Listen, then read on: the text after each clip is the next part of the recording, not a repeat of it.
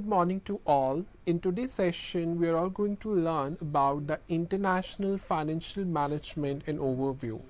Let's begin with the introduction about the multinational corporations. A multinational corporation is a company that has its own headquarters in one country and operates its business operation in another country, and that actually called a multinational corporation. In this particular segment where the business which operates outside the country or outside India or in any other in other countries, it could be through the production, marketing, and the service units. The main key idea behind the multinational corporation, it creates a global networks of production and trade and crossing the national borders in terms of businesses, labor, and markets as well. Let's talk about the important early examples of multinational corporation. So the first early you can say multinational corporation is a British East India Company who mainly engaged in trade sectors in terms of spices, textiles, and they played a major role in the controlled trade and administration in India and Asia. The second early multinational company is the Dutch East India Company, which says VDC, and it also engaged in the trade sector, but especially in spices. And the first company, it is the first company to issue shares to the public, and global autonomy is always engaged in spice trade. Next one is Hudson B Company. It is also engaged in the fur trade, and such company operated across the Canada and North America. Next one is the Ford Motor Company, that is you can say the 20th century, and the main sector this company engaged is in automobiles, and it's a pioneer global assembly lines, and it set up the factories in Europe and Latin America. So here we can talk about the Indian North, you can say multinational company, and the first company we can talk about, it's Hero MotoCorp, and the headquarters of this company is in New Delhi, and the type of industry that it mainly engaged is in automobile, and the countries that they operate in, it's Colombia, Bangladesh, and Africa. There is also a second company we can talk about, the Bajaj, and its headquarters is in Pune, and such company is mainly engaged in automobile sector, and it operates in you can say UAE, United Arab Emirates, and the Bangladesh. Next one is the TVS. We can talk about, it's in Chennai, headquarters is in Chennai, and such companies engaged is also in automobile, and it operates in different countries like Brazil, Chile, Colombia, you can say Mexico, and the Peru.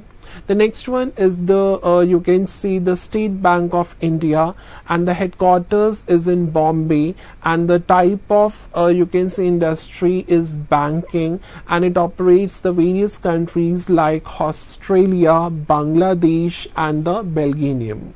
Next one is the Bharti Airtel. The headquarters is in New Delhi, and it is one of the type related to the communication technology, and it operates in various countries like South Asia and Africa.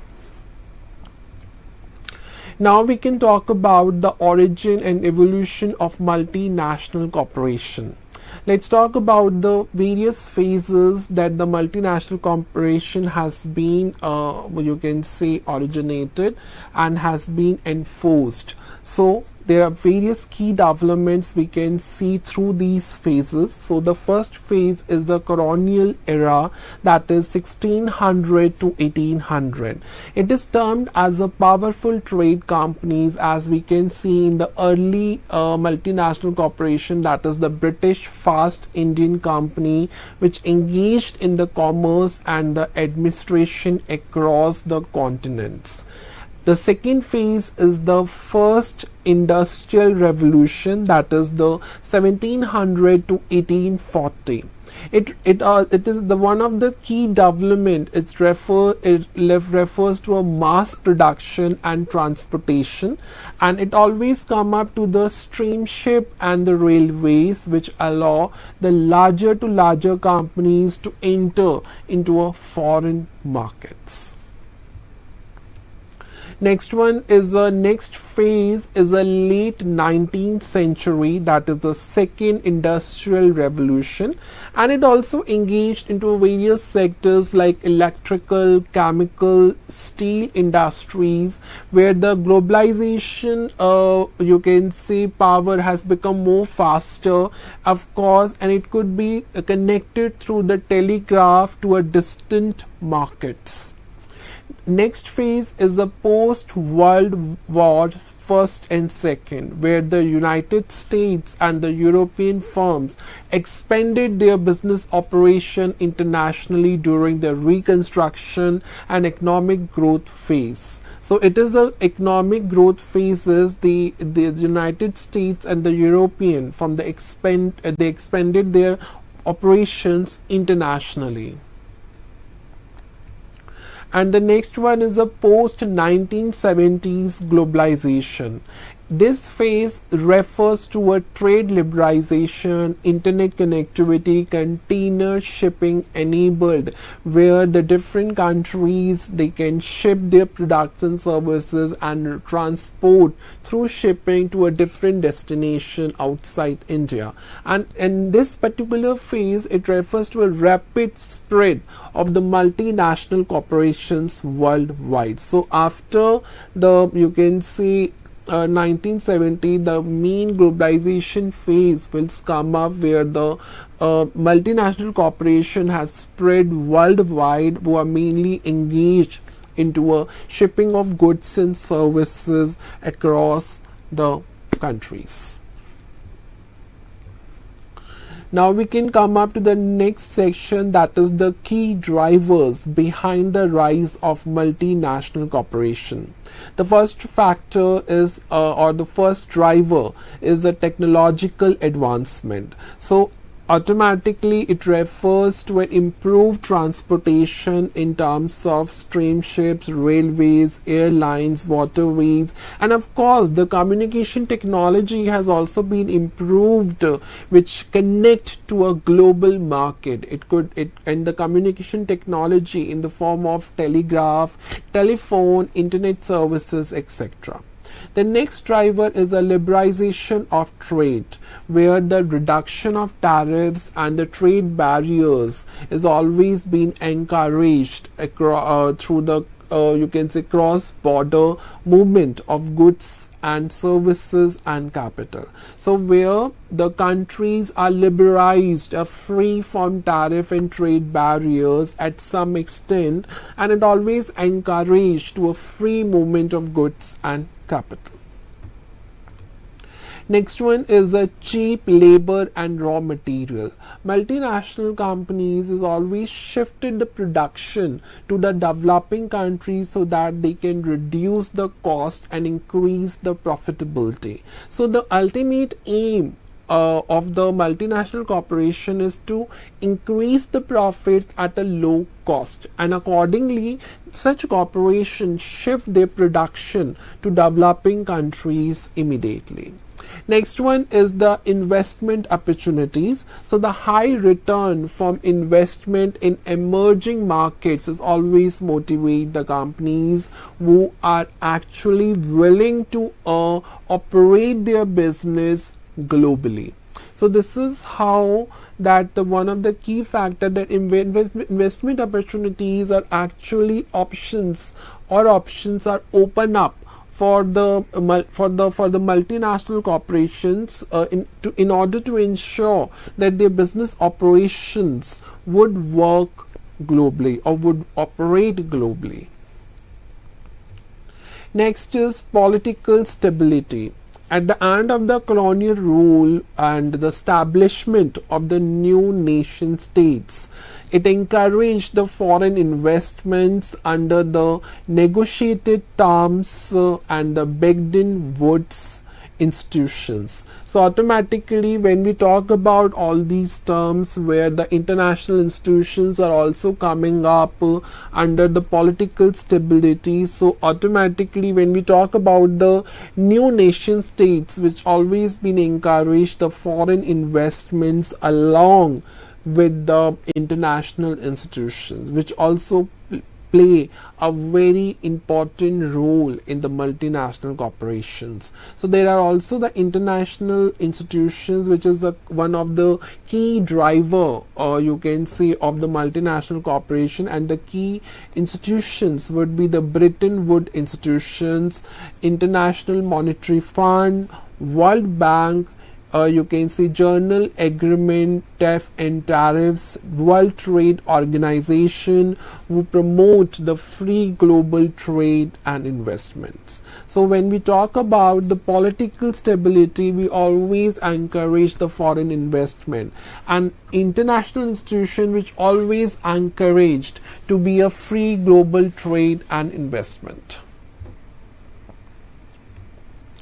Now we can come up to the next section, that what are the sectors are dominated by the multinational corporations today.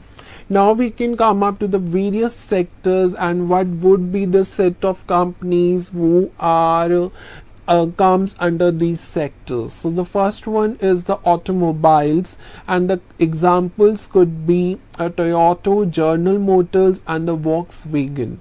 Next one is technology. We can talk about any of the technologies companies, that is Apple, Microsoft, Google. Oil and gas, we can talk about the Shell, BP and Exxon and Mobil. Next is food and beverages, that is Coca-Cola, Nestle and PepsiCo. Pharmaceutical, that is the Pfizer, Novartis, Johnson and Johnson. And the last one is retail and consumer goods. It could be Walmart, Unilever and the Amazon companies. So these are the multinational companies who are not operate their business operation in India but also operated into various countries globally. Now we can talk about that what are the roles of international organizations in promoting the multinational corporations. So the first one is World Trade Organization. So it always, such organization encourages the free trade and reduces the trade barriers. Next one is the International Monetary Fund, that is IMF. It also provides the financial assistance to all those companies who are newly startup and willing to you can say enter into a market and open up a market. So it provides all financial assistance to all those in return for opening markets. Next one is World Bank. You can say it funds the development projects and which involves the multinational corporation participants. So World Bank is always involved in funding to all those development projects where the multinational companies are actually participated in such projects. Next one is its UNCLID, that is United Nations Conference on Trade and Development. So of course such organization or institution is also monitor the multinational corporation activities and promotes their strategies and practices so that it could be used by different companies across different countries. Let's talk about the examples of the famous multinational corporations and their global footprint. footprint. The first one is Apple, and the home country is USA, and the manufacturing it's China, India, sales worldwide. Next one is Samsung, the South Korea, and electronic production and sales in different countries is would be there, and it's all over 70 countries. Next one is Nestle, and the home country it's such the country home country is Switzerland, and it's mainly involved on food production in 199 countries. Next is Toyota, and the home country is in Japan, and the factories and the sales network across Asia, Europe, and USA. Now we can talk about the merits of multinational corporation. So the first one is the foreign investment. Multinational corporation, it always brings the capitals, the technology, other resources in the to the host countries, which could be very crucial for the economic growth, particularly in the developing nations. Next one is job creation. It establishes the operations or the working operations of the businesses in the various countries, and of course it mainly engaged to open up a new job opportunities and reduce the unemployment. Next one is infrastructure development. Multinational corporations may invest in improving the infrastructures like roads, power, communication systems, which mainly benefit to the host country, the country who have developed their business in his home country and operate their business operations in different countries. So the host country would be the company who have you can say build up a business in its own country. Next one is technology transfer. The multinational corporation transfer the advanced technologies and the management practices to host countries, who helping them to modernize and improve their industrial capacity. Next one is skill development. They train the local employees so that they can upgrade their skills and adapt to new technologies in order to ensure their employment and contribute to the overall workforce development. Next is access to new markets. So the multinational corporation can also help the domestic businesses which could reach to a new market through the established global networks. Next one is a increased competition, and competition is always encourage the companies to improve their efficiencies and focus on the quality product so that you can say it will compete in the market effectively. Next one is improved living standard. Multinational corporation will also contribute to improve the living standards by providing better wages, working condition, and access to a wider range of goods and services. Next one is increase the efficiency and innovation. So they can introduce the efficient production processes and encourage the innovation which could benefit both the company and the host country. Next is standardization and quality. It often to introduce the standardized products and the quality control measures to adopt, which could benefit the consumers and their clients. Next one is export promotion, and the multinational corporation can help to promote export to facilitate the access to international markets. The next section is internationalization. So in international business, such term refers to a process that where a company could expand its operation and build up its presence beyond its domestic market, which involves the gradual integration of international markets into an overall business strategies. So ultimately it's all about how the company adapt the new technologies, new business strategies, new business practices, so that they can operate its business operations in different countries, and willing to understand their cultural norms as well, why operate their businesses in different countries. And that is actually called internationalization. So internationalization is all about that how the company expand its domestic market, involving to integrate all of the international markets into an overall business strategy, or by adopting a new business strategies and practices so that they can operate its business operations effectively. So it also involves you can see the products, the services, the practices, the strategies, so that they can operate their business in different countries and understand their cultures, norms as well. Real life example of internationalization, that is IKEA. So IKEA is one of the company who always willing to design its furniture, assembles into different countries according to the needs, so that they can facilitate the translation and from into various languages. So automatically the company which is always based in a host country, and accordingly they could facilitate, or you can say transport according into a various languages or according to its needs.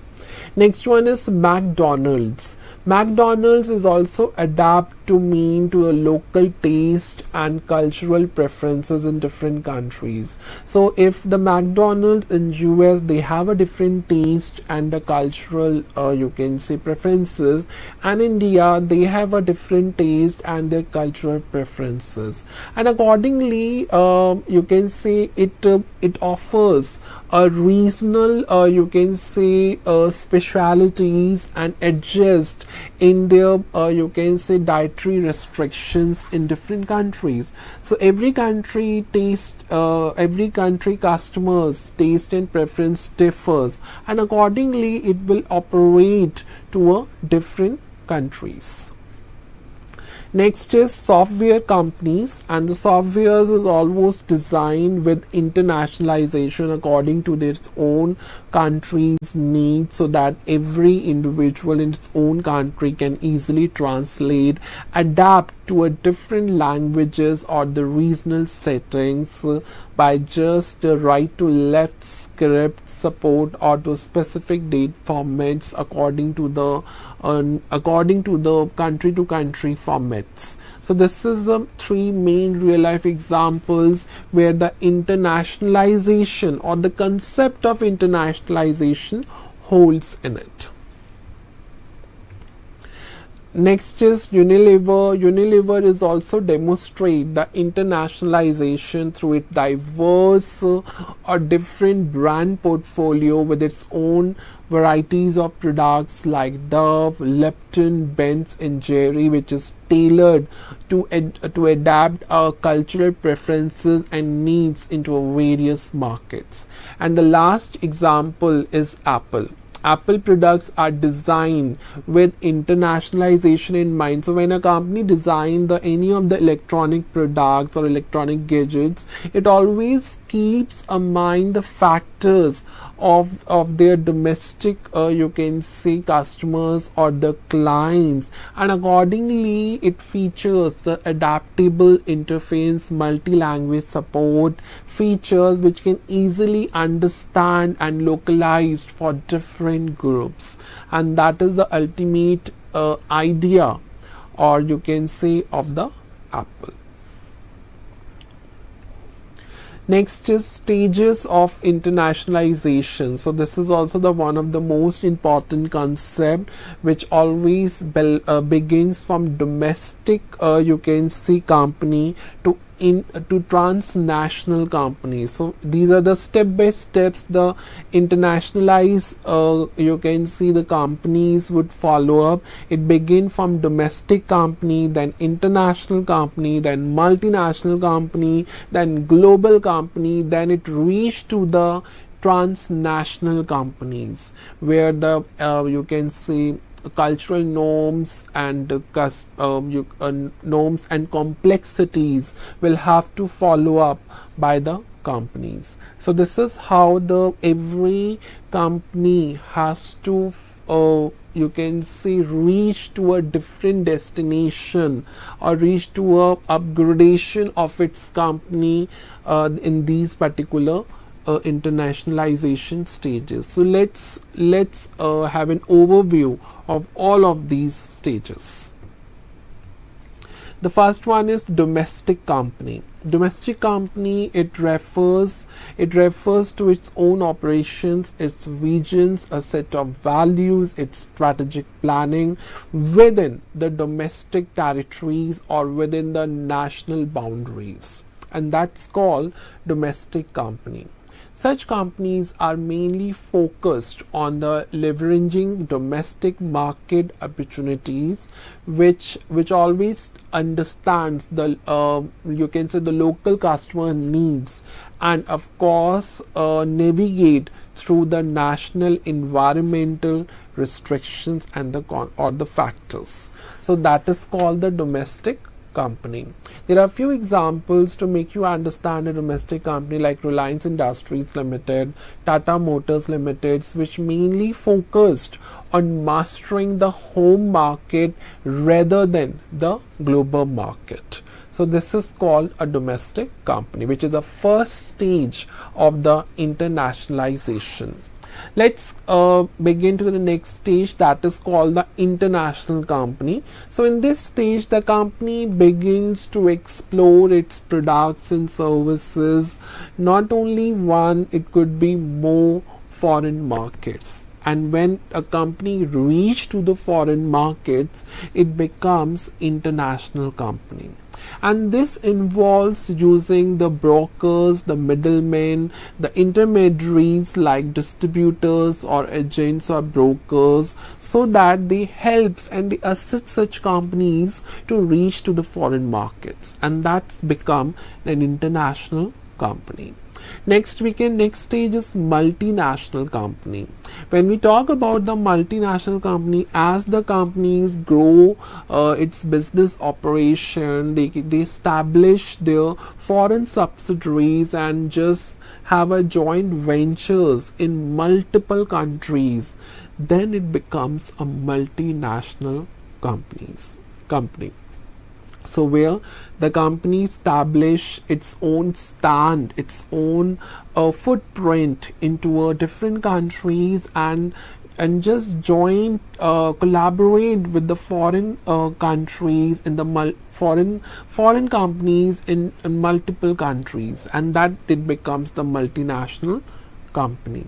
So this involves adapting products and marketing strategies to local conditions. So if India is collaborating and having a joint venture with the foreign market, so automatically that foreign products will come to in India and just specialized and you can say adopt the marketing strategies to meet up the local needs and requirements of the customers. So this has become a multinational company.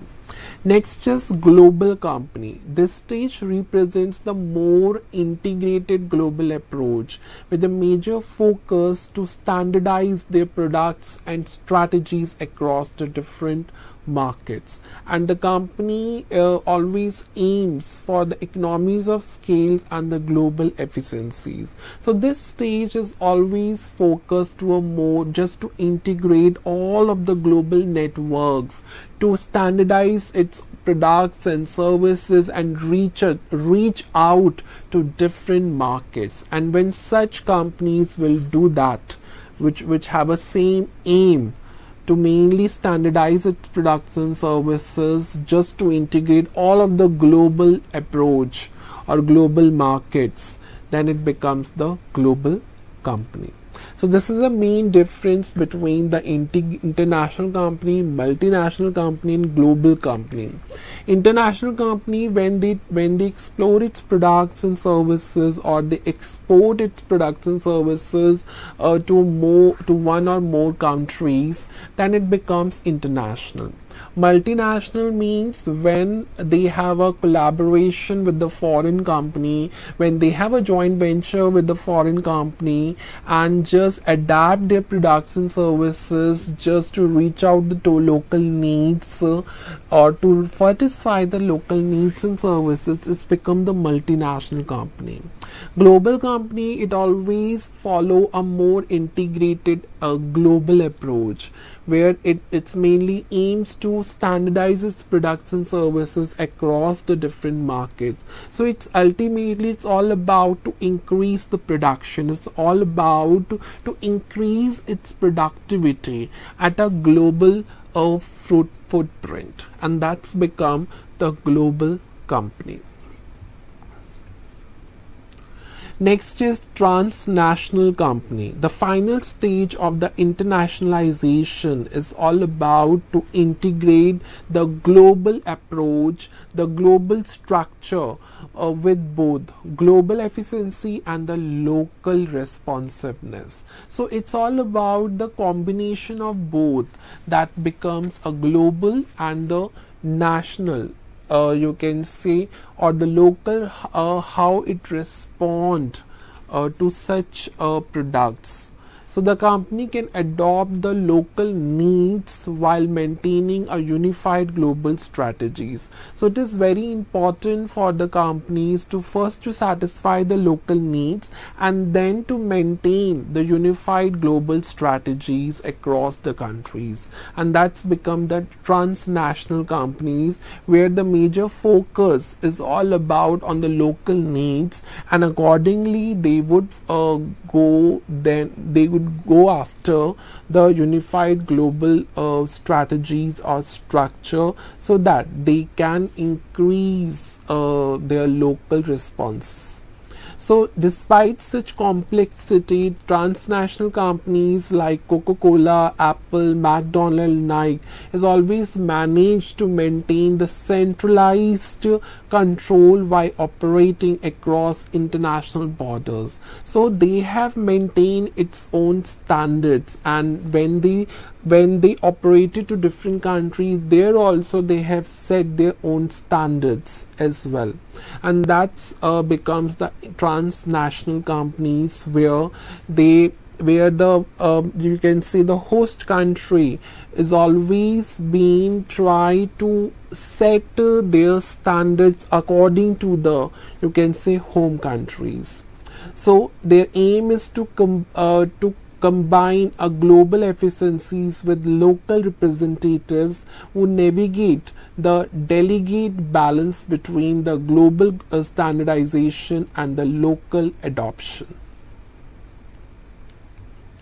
Let's we talk about the strategies of internationalization. There are several strategies which are being used, including the exporting, the licensing, the franchisee, joint ventures, foreign direct investment, and the strategic alliance. These strategies is always helps always helps to the different companies across different countries, and it also refers to a different level of commitment and the risk, and the best approach is totally depends upon on the company specific goals, resources, and the characteristics of the target markets that they set for. So the first one is exporting. So it's selling the products and services, you can say, produced in the home countries to customers in other countries. For example, a French wine producer selling its wines in the United States, and the production remains in France, but the wines as you can say shipped and sold to distributors and the retailers in the United States. So this is how the exports going on, where the French wine is also export to the United States.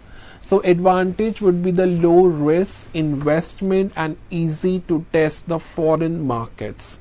Disadvantage could be the transportation cost could be high, potential tariff rates and the trade barriers could also exist, and it should be a limited control over the local market activities. So that could be the limitations of exporting.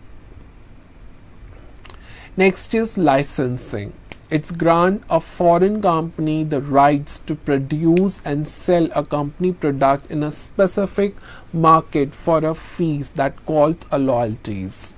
A United States software company licensing its technology to a Japanese company to develop and market a localized version of the software in Japan. So this is how the US software company license its technologies in to a Japanese company so that they can develop and market in a localized version of the software in Japan as well.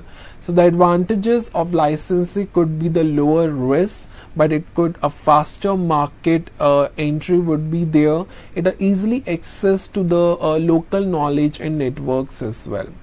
A few limitations could be the less control over the quality and branding. It have a potential for the future competition as well. So just before you license your software and give a rights to the another company in across or in another country, so it is very important to go through the advantages and disadvantages of licensing as well. Next is franchising. So granting a foreign company the right to operate its business units using a company established business model brand in exchange for fees and loyalties. So franchise is all about taking up the rights to operate or to open up its business units in another country. So that's called franchisee. Let's take an example. A fast food chain like McDonald's franchisee its business to the local entrepreneurs for various countries who then operate restaurants under the McDonald's brand. And you can see the in Connaught Place as well, the McDonald's, and everywhere in India the McDonald's outlets are also available. That means it's all called a franchisee. Advantages: so rapid expansion, shared risk investment, and it easily access to the local expertise. So if the McDonald's company and outlets operating in India, then definitely it's expanding you can say rapidly. It shared the risk and investment between the home and the host country, and it easily access to the local expertise as well. But the few advantages are also being involved in it. That would be a potential for the inconsistent brand experiences, it a loss of control over its operation as well. Next is joint venture. Establish a new business entity with the foreign partner, sharing ownership, control and resources. So it's all about a collaboration with the foreign partner so that they can share the profit and losses equally, its ownership, resources as well. Example could be a German automobile manufacturer partnering with the Chinese company to build a manufacturing plant in China. So that means the German automobile manufacturing is collaborated with the Chinese company so that they can build its own manufacturing plant in China. What is this? It's called a joint venture. So the few advantage and disadvantage which involve in it, that is one of the advantages is a shared investment and risk. So when you collaborate and having a joint venture, you can see establish a new business while collaborating with the foreign partners. So definitely one of the advantage or great advantage will be share the investment and risk. It easily access to the local knowledge and network. They have a potential for synergy and the complementary resources as well. But few disadvantage could be the potential for conflicts with partners. It could be a challenges in coordinating operations and decision makings as well. The next one is the foreign direct investment, that is FDI. It refers to investing directly in the foreign country, especially to establish any subsidiary or acquiring an existing company. It's all about investment directly to the foreign country. So it could be in a way of establish a new business or subsidiary company in outside India or outside in another country, or acquiring an existing company as well. So let's take an example to understand this concept. That is a US retail company opening its own stores in Europe or acquiring a European retail chain, and that's called the foreign direct investments. To you can opening a new store while investing you can say in a foreign country. Advantage could be a high level of control, potential for a greater returns, and it easily access to the local resources and markets. Disadvantage could be the high risk and investment because you are operating into a foreign country, and it complex regulatory and legal norms or environment would exist. It also have a potential for political and economic stabilities as well in this particular you can say method.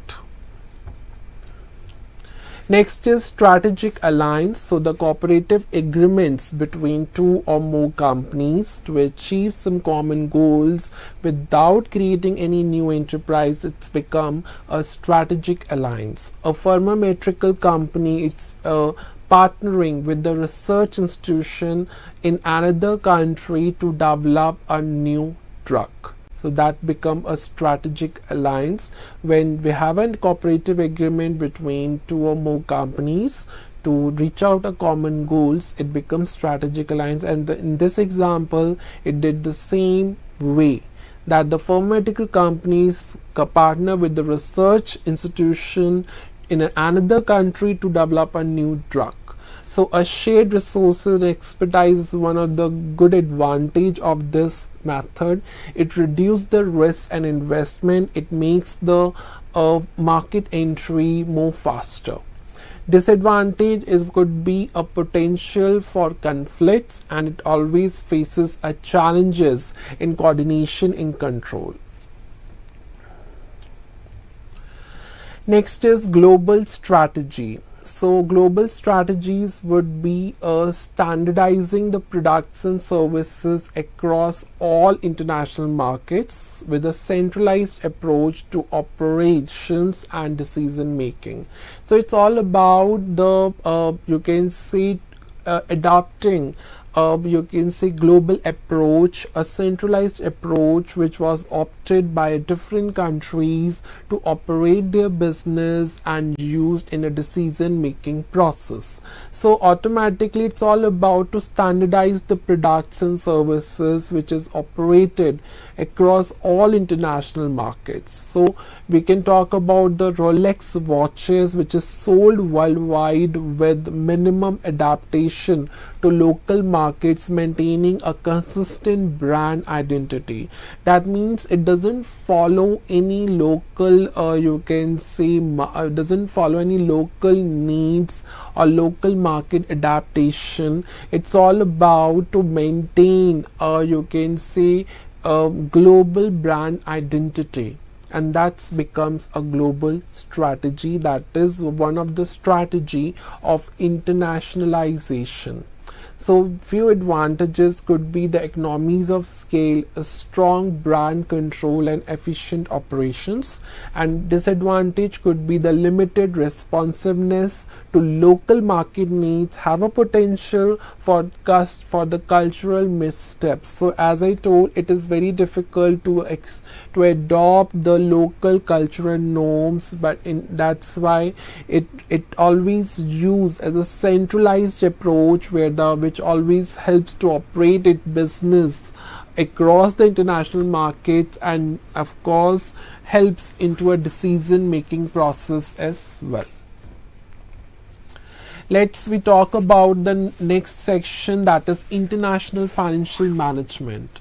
The technique of managing the financial resources and risk, you can say, in a worldwide setting is actually called an international financial management. That how you manage your funds, you manage your cash flow inflows and outflows in a worldwide setting, in a worldwide manner. That's become an international financial management. It also entails or helps to make a financial choices, which ultimately helps a business operation across several nations. That's become an international financial management. International financial management, you can say, operates various activities like foreign exchange management. It deals with different currencies exchange rate, where the rates could fluctuate simultaneously. Next one is international investment. It makes investments in foreign markets. Next one is capital budgeting. It also helps to evaluate the potential international projects and investments as well. That how the budget could prepare so that they can meet up the needs and to evaluate such international projects and investment concisely. Next is working capital management. It is also the one of the main activity of the international financial management, that how it manage the short-term assets and liabilities in a global setting. And next is, and last one is the risk management. It helps to identify, to assess, to monitor the financial risk which is associated with the international operation or an international projects. Functions of international financial management, that is foreign exchange risk management, that how it involves that how it manage the risk associated with the fluctuating exchange rate when a company operates in multiple countries. So this is how the international financial management is also manage the foreign exchange risks and exchange rates. Next is international capital budgeting. This function is also focuses on evaluation and selecting the long-term investment projects in the foreign markets. And international financial management, it also helps them that how it would evaluate and select the long-term projects in the foreign markets, and it easily access the potential returns, risks, and overall strategic fit of the investment. Next is global financial planning. This function involves that how it creates a comprehensive financial plan that includes all the aspects of company international operations, including their revenue, expenses, and of course each inflow and outflow of cash.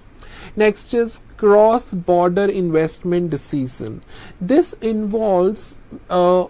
also involves that how the strategic decisions is to be made up about where and how to invest in the foreign market.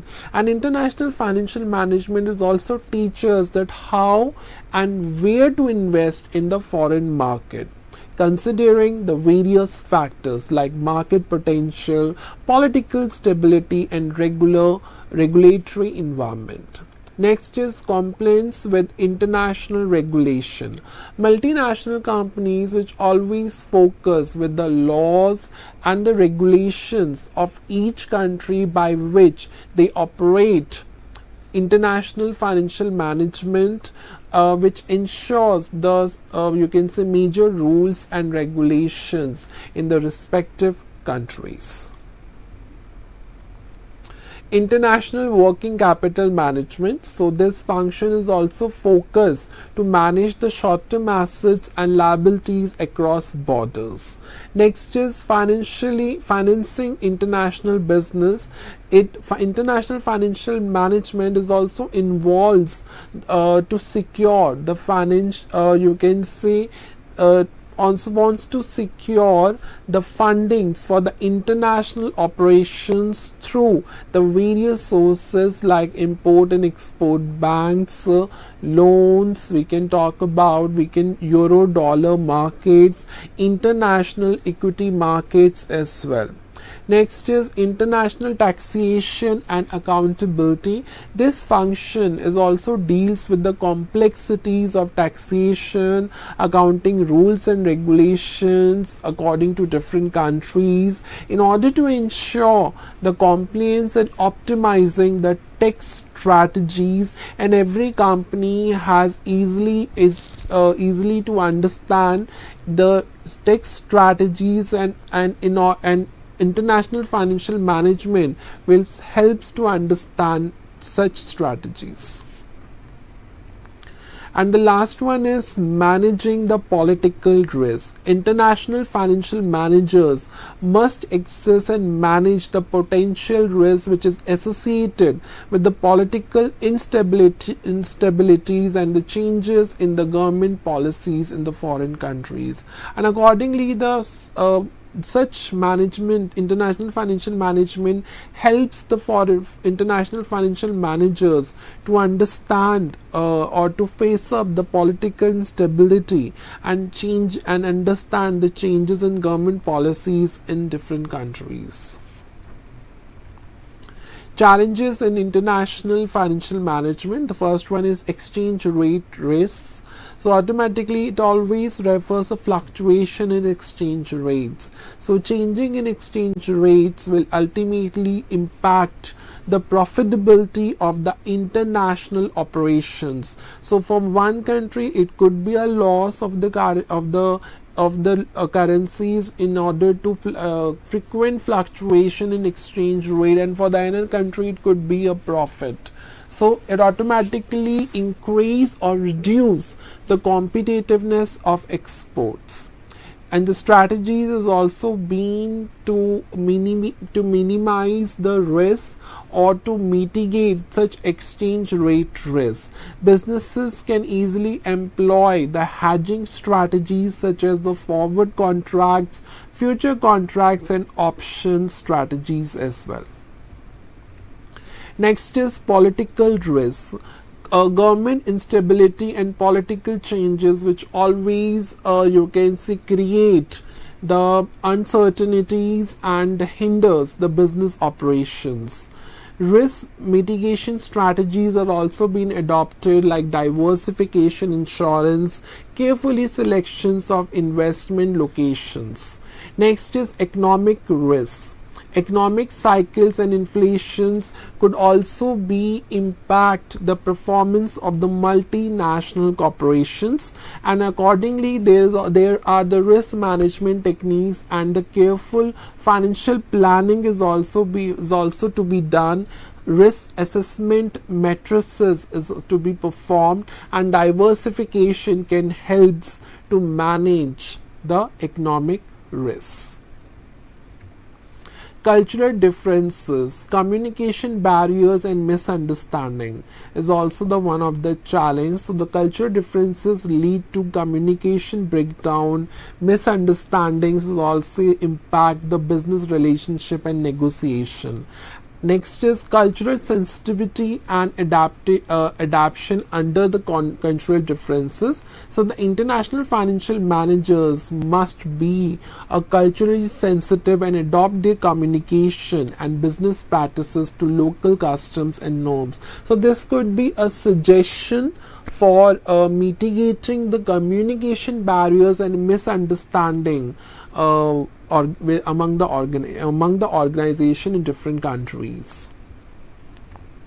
Next is legal and regulatory differences. A complex regulatory environment is also the one of the challenge of international financial management. So of course they have to follow up the laws and regulation, which could be a complex in different countries. It also increases the operational cost and administrative burdens on the organizations in different countries. So the legal council and the compliance should also be adopted. So it is very important for the international organization to seek a legal counsel and ensure the compliance with local regulations, which is essential to avoid any legal dispute and financial penalties.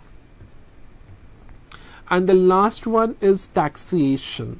The international tax laws and treaties. So international tax laws and treaties can also be complex in different countries, and automatically it differs from country to country. So the tax planning and optimization tool would also be useful to prepare an effective tax planning and optimize to minimize the tax liabilities and maximize the after tax returns. Next is International Monetary System. So the International Monetary System is a well-designed system which not only regulates the valuations, the exchange of money across the country, but it also look after the cross-border payments, exchange rates and mobility of capitals. So it's all about the regulator of the international you can say monetary systems of different countries. This systems is always has a rules and regulations which aims to calculate the exchange rate and the terms of the international payments. And such system is also increases the capital from one nation to another by facilitating the trade in an organized manner. There are many participants like multinational corporation, investors, financial institution in an international monetary system. And the main aim of such monetary system today is to ensure a high growth in the world with stable price level. And of course the scope was up to exchange rate when it come up to see with the earlier you can say early stage or the earlier stages. So the system has a broader scope by taking up the financial stability into the considerations, where such system has established the International Monetary Fund and the World Bank in the year 1944. Advantages of international monetary system: it enhances the financial stability and maintain the price level on a global scale. It also mobilizes the money from one nation to another nation and also determine the exchange rates across the countries. This system is also encouraged the governments of respective countries to manage their balance of payments by reducing the trade deficit. Such system is a well-regulated system that makes the whole process of international trading smooth. Such system is also relocates the capital from one country to another country so that it maintain the cross-border investments. Of course, there should be an international financial architecture which consists the international monetary system to provide the liquidity to the countries of the world. The system also try and avoid any short or long term disruptions or hurdles in the world economy. Accordingly, when we talk about the international monetary system, it always helps the whole economic policies of different countries by mobilizing, managing, evaluating, assessing the different types of risks that involved in a monetary system. That's it for today. Thank you so much for listening this lecture. I will come up to the more and more important and relevant topics in the upcoming session. Till time, thank you and namaste to all.